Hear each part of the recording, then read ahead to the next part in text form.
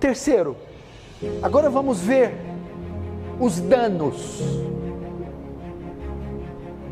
o prejuízo que é causado em uma igreja quando o pecado é tolerado. Graça e paz, sejam todos bem-vindos ao canal Pregações Oficial. Não se esqueça de ativar as notificações para não perder nenhuma novidade. E aqui embaixo do vídeo está o link do meu outro canal, o canal Defesa da Fé, um canal voltado em estudos bíblicos e em notícias da atualidade. Deus abençoe. Quando não é disciplinado, vamos ver os danos. O verso 6: não é boa a vossa jactância. Não sabeis que um pouco de fermento leveda toda a massa? O que Paulo está dizendo aqui? Não é boa a vossa jactância. Essa jactância é orgulho, vaidade. Esse orgulho está deixando vocês cegos.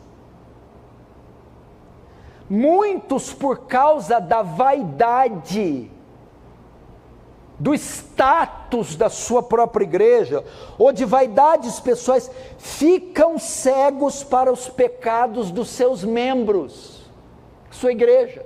E Paulo está dizendo assim, essa vaidade, essa jactância de vocês não é boa, porque está cegando vocês.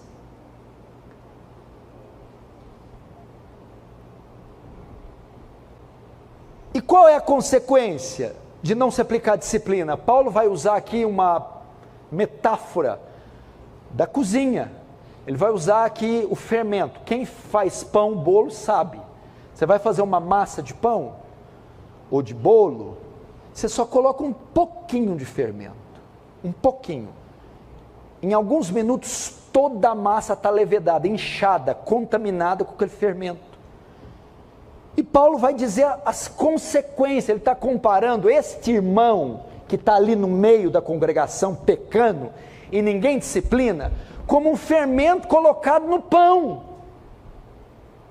Vocês não percebem que um irmão em pecado, se ele não for disciplinado, como o fermento pouquinho influencia toda a massa, ele vai contaminar toda a igreja. Imagina para os jovens de Corinto. Uai, vou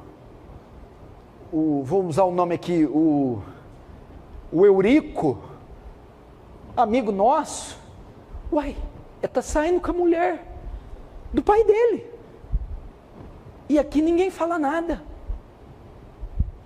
Se ninguém fala nada, se ele pode fazer, eu também vou sair com a Roberta, eu vou sair com a Eduarda, eu também vou começar a cantar a mãe do meu amigo. Você está entendendo? O pecado tolerado é contagioso, começa a influenciar a mente das pessoas, o coração das pessoas. Um simples pecado, ou um pecado de uma única pessoa tolerada, pode corromper, escute isso aqui, toda a congregação, toda a congregação. Começa a cair o padrão, ninguém tem interesse por oração, ninguém se santifica, ninguém frequenta reuniões, ninguém quer ler a Bíblia, todo mundo quer viver à luz do estilo de vida daquele irmão profano que ninguém exorta, ninguém chama atenção. Ele passa a virar um padrão para a igreja. E Paulo está dizendo, vocês não sabem, vocês não estão vendo que esse orgulho de vocês é cego, é besta, essa vaidade de vocês está fazendo a igreja morrer. Vocês não entendem que mas tem 500 membros, só aquele irmão, deixa, não, mas você não precisa de 1 quilo de fermento para 1 quilo de farinha, um pouquinho de fermento, um irmão só, um escandalozinho só, não tratado, vai corromper a igreja, vai manchar a pureza dos jovens, vai manchar a pureza dos casais, a pureza do vestuário modesto das irmãs. vai manchar e corromper o padrão dos relacionamentos de solteiro da igreja, namoro. Vai manchar o padrão dos relacionamentos de casados. Porque ninguém tá fazendo nada. Veja só, são os danos. Para a gente. Agora Paulo dá a razão. Por que o pecado não pode ser tolerado? Agora Paulo dá a razão por que o pecado não pode ser tolerado na igreja. E para isso ele usa a figura da Páscoa. Verso 7. Lançai fora o velho fermento, para que sejais nova massa, como sois de fato, sem fermento, pois também Cristo, nosso Cordeiro Pascal, foi imolado. Agora ele usa aqui o símbolo da Páscoa. O que é a Páscoa? A Páscoa foi celebrada quando os filhos de Israel saíram do Egito. Deus ordena que eles preparem um pão sem fermento. É um tipo da saída do Egito, da ruptura do pecado. E ele vai dizer assim para nós: assim como na Páscoa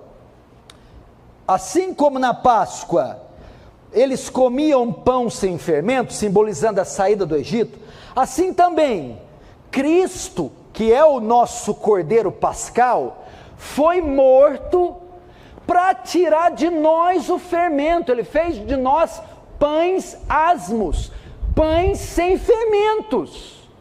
O que é isso?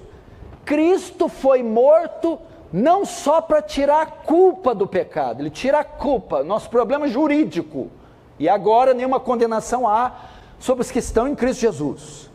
Mas ele não resolveu só o problema da culpa, ele resolveu também o problema do poder do pecado.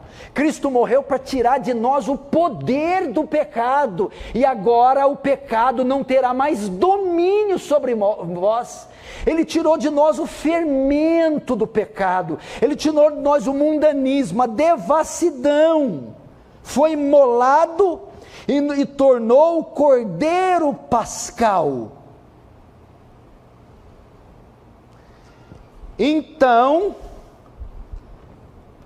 o que ele está dizendo? Uma vez que Cristo morreu, e sua morte removeu de nós o pecado, ele está dizendo: não tolerem na congregação, entre vós, aquilo que Cristo removeu. Cristo morreu para ter uma igreja pura, para ter uma igreja santa, para ter uma igreja reta. Não tolerem, não aceitem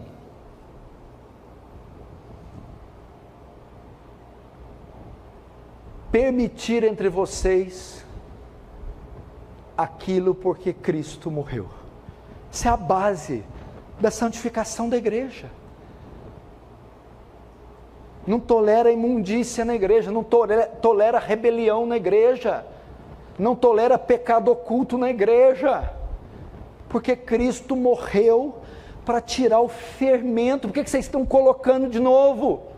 Porque vocês estão deixando a igreja ser manchada, porque vocês estão deixando a igreja ser levedada.